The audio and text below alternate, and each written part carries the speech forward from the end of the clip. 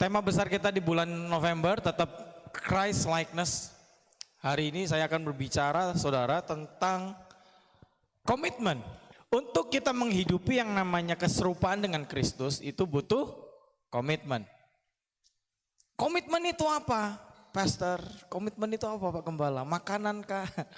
Komitmen itu adalah satu ekspresi ungkapan hati. Bukan cuma ungkapan hati, saudara. Ungkapan cinta kita sama Tuhan untuk kita mau berjanji setia sama Dia. Itu namanya komitmen. Haleluya.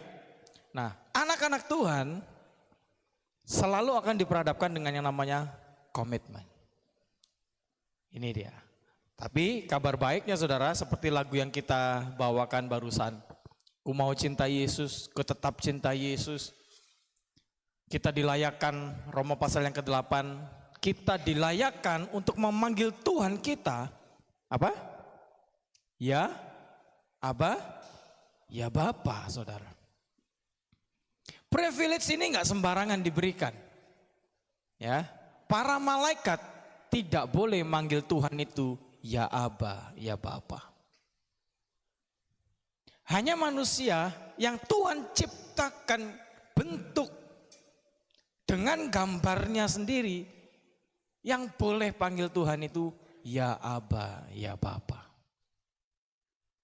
Dan ini ini bahasa saya, saudara, ya, bahasa saya. Ini menimbulkan kecemburuan bagi para malaikat sehingga mereka membelot, ya kan? Malaikat yang dijatuh, Lucifer dan sebagainya itu kan karena cemburu, iri, ya, kepingin menjadi sama seperti. Nah, ini dia bahasanya. Kepingin menjadi sama seperti. Nah, kita manusia itu diciptakan sama seperti. Ayo, betapa cemburunya mereka untuk mau menjadi sama seperti. Dahsyat enggak manusia? Amin. Jadi kita harus bersyukur, saudara. Kita patut bersyukur. Kita adalah Roma pasal 8 ayat 29. Kita sejak semula dipilih, ditetapkan, dipanggil oleh Tuhan untuk hidup serupa sama seperti Dia. Haleluya. Coba saya mau lihat tangan-tangan yang terangkat. Berapa banyak saudara yang bangga menjadi sama seperti Tuhan? Ya, bangga, saudara. Sekarang coba lihat kiri kanannya. Katakan, kamu serupa seperti Tuhan.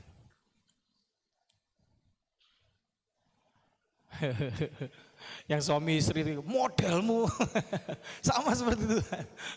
Ya, tapi inilah kita, saudara, diciptakan sama seperti. Amin.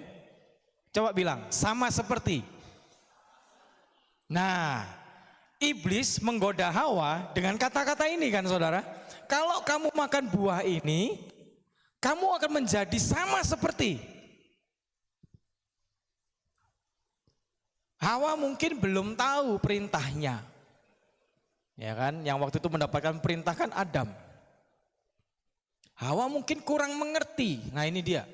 Minggu lalu, bulan yang lalu kita berbicara tentang mendisiplinkan pikiran, pembaharuan budi. Kalau kita cuma mendengarkan firman masuk telinga kanan, keluar telinga kiri, itu masalahnya, saudara. Boleh kita mendengar ribuan firman Tuhan dari seluruh penjuru dunia. Boleh setiap hari kita mendengarkan firman, saudara. Ya, tapi kalau cuma masuk telinga satu, keluar di telinga satunya, ya firman itu nggak akan jadi apa-apa. Amin. Makanya dikatakan biar firman itu kita terima untuk memperbarui budi. Budi Kustopo. Untuk membarui budi kita. Budi kita diperbaharui, itu yang bisa mengubahkan seluruh kehidupan kita. Untuk tidak menjadi sama seperti dunia ini. Amin. Nah, ini menjadi hal yang penting dan menarik, saudara, untuk kita pelajari bersama bahwa waktu pengertian kita berubah. Waktu pengertian kita, ya, di jamaah Tuhan, hidup kita berubah. Kita nggak akan berpikir sembarangan, kita nggak akan hidup sembarangan. Sama, waktu saudara mendengarkan firman Tuhan, ya, dan itu kena kepada pengertian kita, hidup kita pasti berubah. Minggu lalu saya, Helena menyampaikan bahwa serupa dengan Tuhan atau serupa dengan Kristus itu bukan perkara yang ya kalau kita lakukan dengan kedagingan kita akan menjadi sulit, saudara. Tapi kalau pengertiannya kita dapat, maka semua itu akan menjadi hal yang mudah untuk kita lakukan. Sangkal diri pikul salib itu bukan beban. Waduh, nggak bisa Tuhan, terlalu berat salib ini Tuhan. Enggak deh, dibuang salibnya. Udah nggak Tuhan-Tuhanan, nggak begitu, saudara. Ya, menjalani seluruh proses kehidupan kita, kalau pengertiannya kita dapat, maka kita akan berbahagia untuk menjalankannya tanpa persungutan. Nah, itu dia. Haleluya. Nah, gereja kita dari pertama saya menggembala di tempat ini, saudara, kami konsisten untuk mengajarkan tentang keserupaan akan Kristus, ya, menjadikan Kristus sebagai kepala. Satu lagi, kita berbicara tentang keputraan. Dan tahun-tahun ini terus kita akan konsisten berbicara tentang keputraan, sikap seorang putra. Ya. Karena itu kita mesti sadar identitas kita yang sejati. Minggu lalu dari minggu pertama, identitas sejati kita adalah anak Tuhan. Putra-putra Tuhan yang terbaik. Amin. Yang hidupnya serupa dan segambar dengan Kristus. Ini dia. Haleluya. Nah, di dalam keserupaan akan Kristus, mau nggak mau kita harus belajar konsisten. Yang kedua, kita harus belajar dan mau untuk memberikan komitmen kepada Tuhan yang pertama. Menjadi anak Tuhan itu bukan cuma ucapan, saudara. Oh, aku anak Tuhan, aku anak raja, engkau anak raja, kita semua anak raja. Gampang ngomongnya, ya. Tetapi di balik kata anak Tuhan ini ada komitmen. Yang pertama, komitmen kita kepada Tuhan. Ku mau tetap cinta Yesus selamanya. Itu. Ini nggak boleh berubah. Apapun badai, situasi, pergumulan, tekanan, himpitan, kita cuma mau tetap cinta Yesus selamanya. Setuju sampai sini? Amin. Yang kedua, komitmen kepada diri kita sendiri, saudara. Anak Tuhan, komitmen kepada diri sendiri untuk apa? Ya tadi, mengasihi Tuhan dengan sungguh. Nanti bagiannya adalah mengasihi sesama, seperti diri sendiri. Diri sendiri ini mesti dijaga. Tadi malam di ibadah ucapan syukur di rumah keluarga Bapak Daniel, saya bilang, jangan sembarangan mengisi pikiran dan hati kita dengan apa yang kita dengar, apa yang kita lihat. Jagalah hati, jangan kau nodai. Nah, mereka aja ngerti, apalagi kita. Amsal 4, jagalah hati dengan segala kewaspadaan. Iman timbul dari pendengaran. Pendengaran akan firman. Kalau kita mau iman kita bangkit, telinga kita masih dijaga. Amin. Ini bagian dari kita komitmen menjaga diri kita sendiri, saudara. Ya, komitmen untuk aku nggak mau menodai hatiku, pikiranku dengan apa yang kulihat dan aku dengar. Aku nggak mau menodai hatiku dengan kekecewaan, kepahitan, ketersinggungan, nggak mau. Iri hati, dengki, apalagi. Nah itu saudara. Ya. Kemudian komitmen kepada siapa? Keluarga, lingkup terkecil. Keluarga. Bagaimana suami kepada istri, istri kepada suami, orang tua kepada anak. Amin. Ini komitmen. Yang Rasul Paulus ajarkan adalah, hai istri-istri, apa? Tunduklah kepada suamimu. Tapi ayat yang sebelumnya berbicara, hai suami, kasihilah istrimu. Amin. Setuju para suami? Mengasihi. Kalau tidak ada kasih, bagaimana istri mau tunduk, saudara? Betul ya? Jadi jelas, dari suami, dari seorang bapak harus ada kasih. Baru istri bisa tunduk, anak bisa hormat. Ini hukumnya, saudara. Kalau tidak ada kasih, tidak ada tunduk, nggak ada hormat. Udah. Jadi semua dimulai dari suami, bapak. Jadi kita mau belajar, ini komitmen dalam keluarga. Suami mengasihi istri, bapak mengasihi anak. Baru istri tunduk kepada suami, baru anak hormat kepada orang tua. Udah, ini istilahnya kalau seminar keluarga itu dikatakan itu payungnya. Payungnya, tudungnya itu adalah bapak. Haleluya. Baru istri dan anak itu terjaga di dalamnya. Nah, kalau payungnya sendiri bolong, ya udah, mau dibawa kemana? Keluarga ini udah kelihatan, saudara. Ya. Kemudian komitmen sama siapa lagi? Bagi yang bekerja, bagi yang berbisnis, kepada anak buah, karyawan, kepada sesama rekan sekerja dalam pekerjaan. Itu komitmen.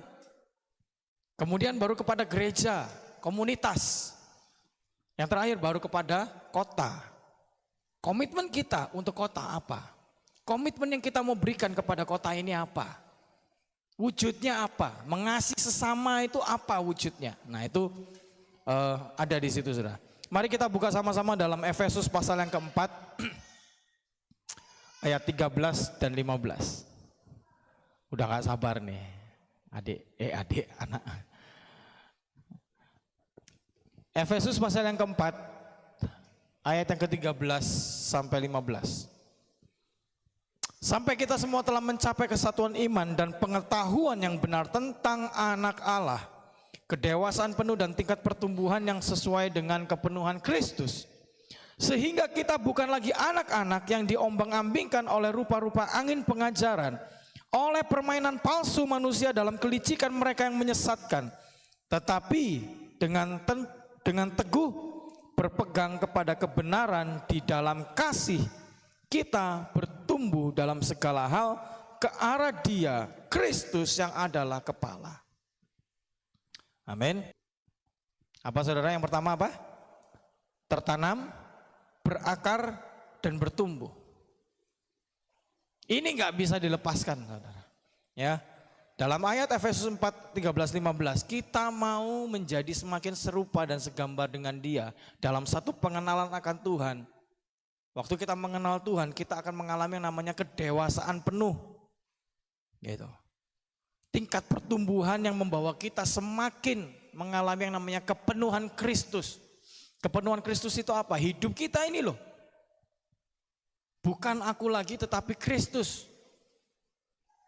Kalau kita sudah dipenuhi oleh kepenuhan Kristus, maka kita nggak akan bisa, saudara, diombang-ambingkan oleh apa yang kita dengar dan apa yang kita lihat.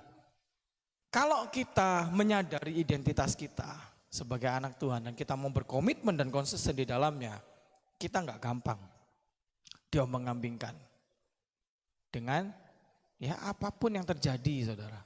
Bagian kita cuma aku mau tetap cinta Yesus selamanya, udah itu aja. Oleh permainan palsu manusia dalam kelicikan mereka yang menyesatkan, Tuhan yang jaga kita, Tuhan yang pelihara kita. Terus dengan teguh berpegang kepada kebenaran di dalam kasih. Ini bagian yang harus kita lakukan. Komitmen kita untuk tetap hidup di dalam kebenaran, itu yang membuat hidup kita akan mengalami pertumbuhan.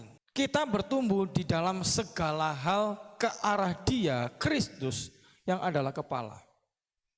Tujuan firman Tuhan ini disampaikan semua dari perjanjian lama yang masih bayang-bayang, saudara. Bayang-bayang akan apa yang akan terjadi ke depan. Lalu masuk ke masa Yesus di mana Yesus menggenapi firman, menggenapi Taurat, dan masuk kepada hari ini kita berada, saudara, Di mana kita menghidupi seluruh penggenapan yang sudah kita pelajari, itu kita sedang menghidupi itu, saudara. Ya, ini tujuannya cuma satu, bagaimana Kristus ada dalam hidup kita. Bagaimana anak-anak yang Tuhan, Roma 8, di mana seluruh makhluk, seluruh bumi sedang menantikan saat di mana anak-anak Allah dinyatakan. Siapa anak-anak Allah? Kita, saudara. Jadi sesungguhnya seluruh dunia sedang menantikan saat di mana anak-anak Allah yang apa? Yang serupa dan segambar dengan Dia ini dimunculkan, dinyatakan. Dunia ini kalau zaman penginjilan zaman dulu kan pakai traktat, saudara ya. Berbicara tentang Yesus itu siapa, dibagi-bagikan gitu kan. Kalau hari-hari ini saudara, orang nggak lihat lagi, oh Yesus, semua orang sudah tahu yang namanya Yesus. Setuju? Mau buka YouTube aja, cerita tentang Yesus itu banyak. Gitu. Tapi orang-orang di luar sana, mereka mau lihat Yesus di dalam kita itu seperti apa. Itu yang orang mau lihat, saudara. Jadi kita mau ngomong tentang penginjilan, itu gampang. Hari-hari ini nggak perlu kita bagikan traktat ini, komik-komik kecil tentang Yesus. Enggak, tunjukkan melalui kehidupan kita tentang Yesus. Itulah terang dan garam.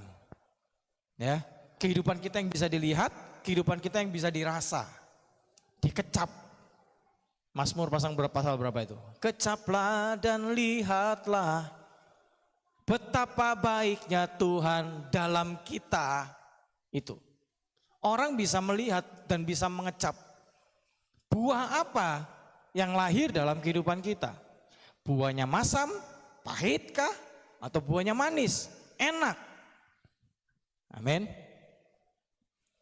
Nah, dari ketiga hal itu yaitu tertanam, berakar dan bertumbuh, baru lahir namanya komitmen.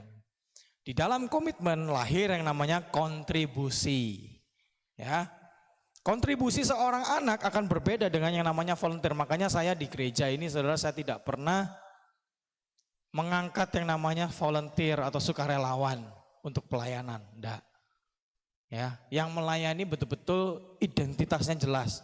Pertama adalah anak Tuhan. Amin. Yang kedua adalah imam. Sekalipun cuma asyir, mereka adalah imam. Apalagi yang melayani di depan.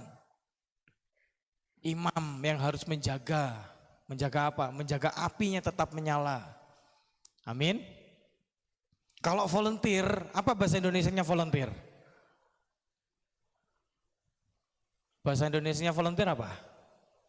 Sukarelawan, betul ya? Sukarelawan. Kalau suka, rela. Kalau nggak suka, melawan. Itu sukarelawan, saudara. Kalau lagi suka, moodnya lagi baik, dia rela melayani. Apapun dikerjakan. Kalau lagi nggak suka, tersinggung. Bad mood. Maka apa yang terjadi? Dia akan melawan.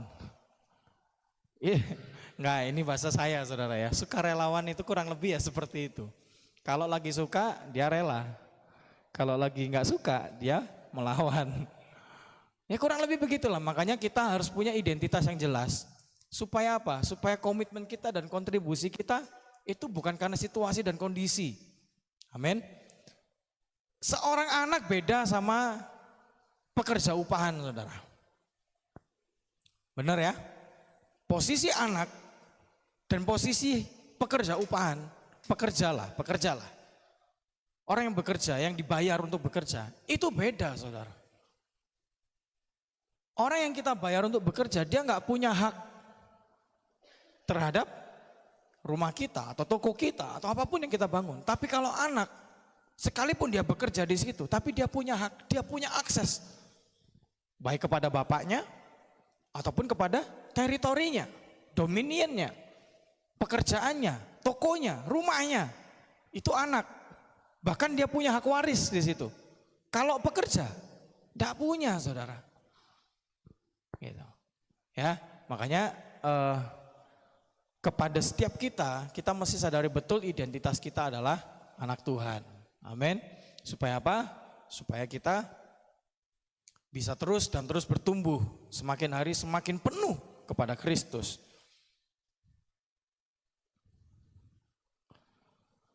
Seorang putra, anak itu saudara, ya, anak itu kalau perlu sesuatu ya tinggal minta sama bapaknya, ya kan? Kalau pekerja, ya mungkin dia ngomong, bos perlu ini dong. Tapi bos yang ngasih apa enggak itu kan tergantung bosnya. Kalau anak beda, oh kan perlu ini kah? Yes, enak gitu.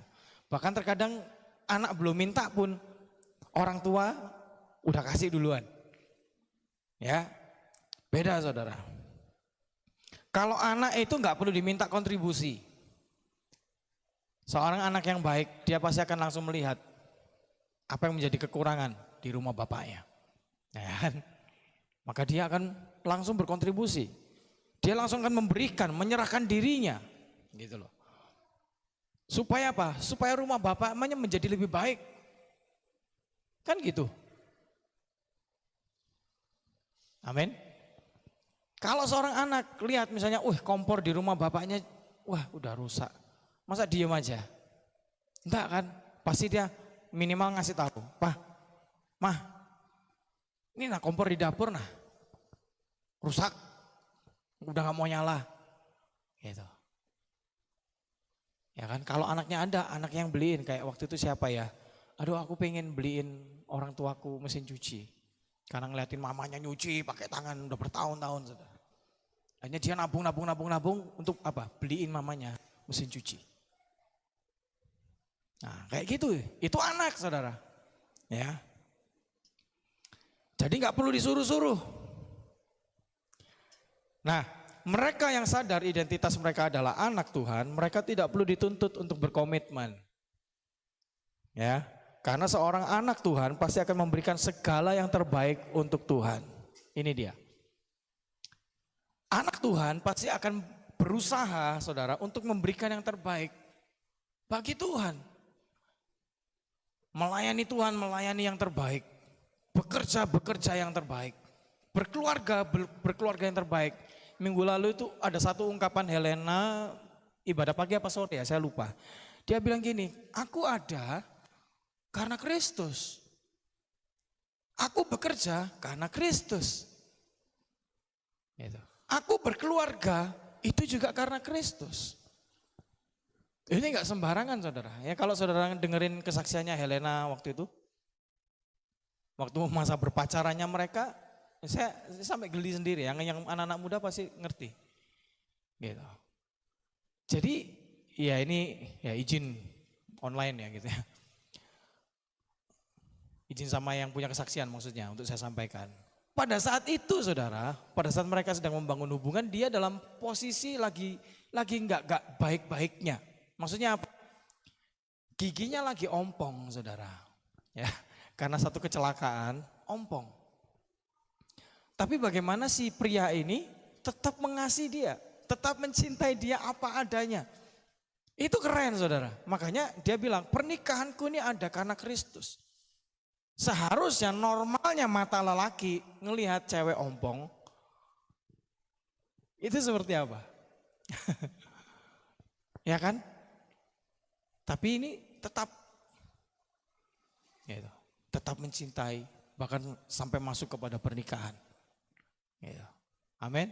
Jadi pernikahan itu semua karena Kristus. Hidup kita adalah karena Kristus. Bahkan ayatnya yang lebih radikal, aku hidup karena Kristus, aku mati juga karena Kristus. Jadi baik hidup ataupun mati, semuanya milik Kristus. Amin. Itu.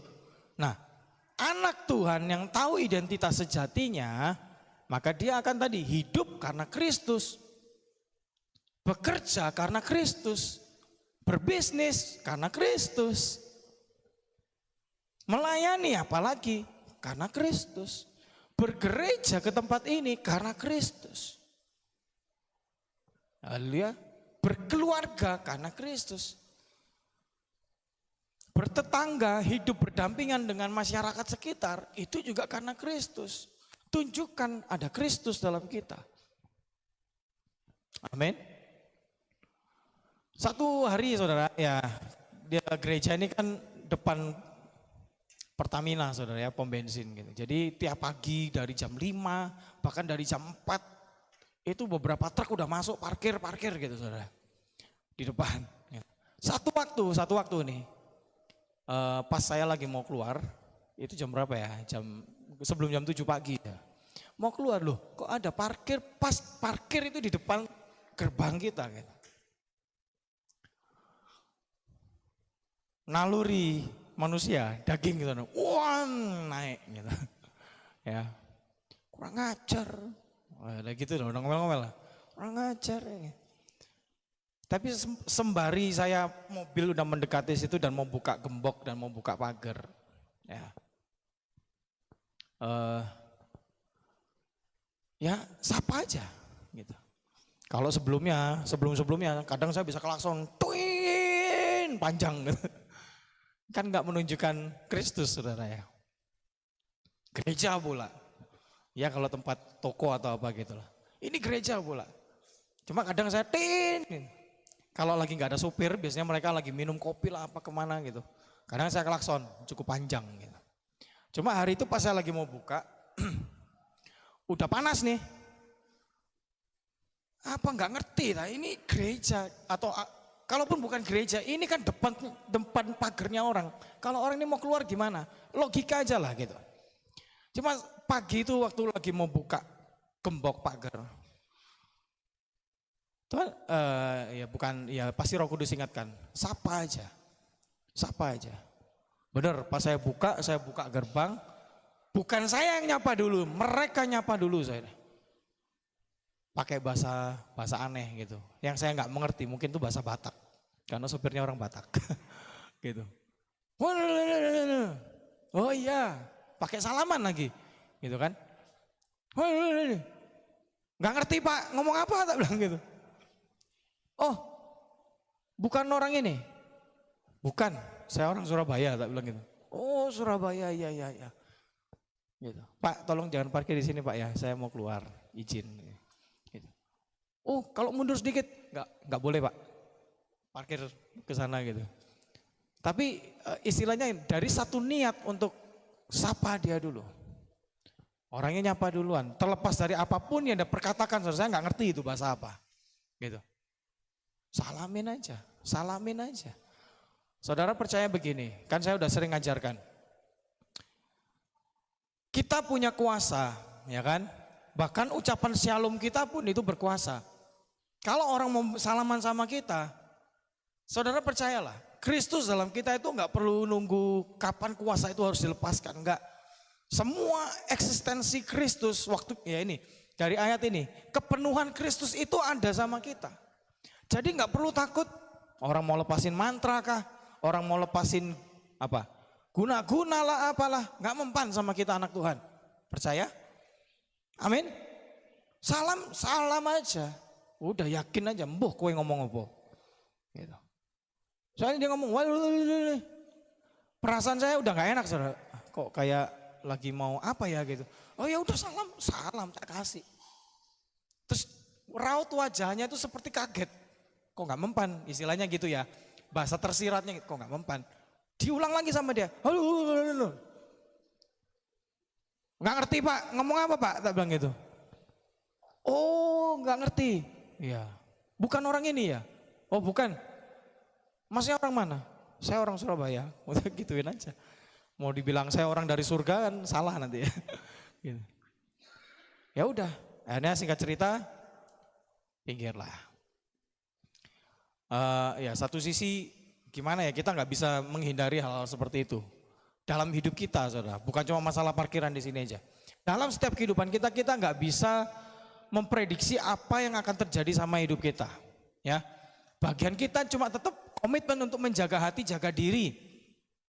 Itu supaya apa? Kepenuhan Kristus itu tetap ada dalam kita, sehingga kita aman dalam tangan Tuhan. Kita dijaga oleh Tuhan, kita dipelihara. Sama seperti yang terjadi di negara yang sedang berperang ini.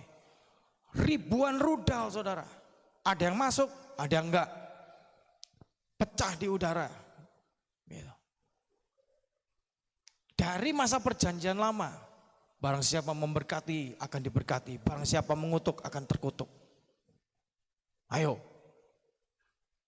Bahkan ada satu raja yang memanggil penyihir. Untuk apa? Kutuki negara ini. Benar saudara. Dia lepaskan kutuk bagi negara ini. Ya, bagi Israel lah, saya ngomong aja, bagi Israel. Saya cerita, Tuhan rubah kutuk itu justru untuk memberkati bangsa Israel. Keren kan? Nah, anak Tuhan itu juga seperti itu. Orang mungkin nyumpahin kita, orang mungkin ngutuki kita, orang mungkin doain, ku doakanlah toko ikan bangkrut. Misalnya gitu. Biasa kan, misalnya ada usaha yang baru dibuka. Ada aja nanti ada bunga-bunga warna-warni di depan lah, ada kotoran lah, ada yang dilempar lah ke atap lah, apalah gitu. Ada usaha yang mengalami ini? Pernah? Mungkin ada yang pernah? Seperti itu saudara. Kalau di Bali baru pindah rumah aja, hari itu kita udah dicobain saudara. Dikirimlah kekuatan mereka secara spiritual, ngetes. Orang ini kuat enggak? Bisa dikerjain enggak? 1 minggu waktu kami pindah rumah di Bali saudara. Wah ada aja. Tiba-tiba di sebelah kasur ada beling. Dari mana? Gitu kan. Dikirim-kirim. Udah. Tapi sekali lagi anak Tuhan pasti dipelihara. Anak Tuhan pasti dijaga. Jangan khawatir. Amin. Seluruh kepenuhan Kristus ada sama kita. Itu yang akan menjaga kita. Itu yang akan meloloskan kita. Bahkan kutuk yang dilepas buat kita pun akan Tuhan rubah menjadi berkat. Amin. Gitu saudara. Jadi mari kita semua anak-anak Tuhan yang ada di tempat ini belajar untuk memberikan yang terbaik sama Tuhan melalui apapun lah. Pekerjaan kita, keluarga kita, hidup kita, pelayanan mungkin. Ya. Bukan karena kita sedang pengen apa enggak, tapi karena memang itu adalah panggilan kita. Sejak dari semula. Ya, untuk menjadi serupa dan segambar dengan Kristus, bekerja bersama dengan Tuhan. Dia ada dalam kita, kita ada dalam Dia. Amin. Karena kita sudah dipilih, dipanggil dan ditetapkan dari semula. Jadi sudah menjadi tanggung jawab kita untuk kita memberikan yang terbaik bagi Tuhan. Ku mau sepertimu Yesus, disempurnakan selalu. Dalam senap jalanku menyenangkan hatimu. Whatever. Memuliakan namamu. Itu dalam segenap jalan-jalan kehidupan kita, kita senantiasa memuliakan Tuhan. Hidupku adalah menggenapi firman Tuhan. Langkah kaki kita adalah langkah kaki mujizat. Langkah kaki kita adalah langkah kaki kemenangan. Langkah kehidupan kita adalah langkah yang disertai oleh Tuhan. Amin.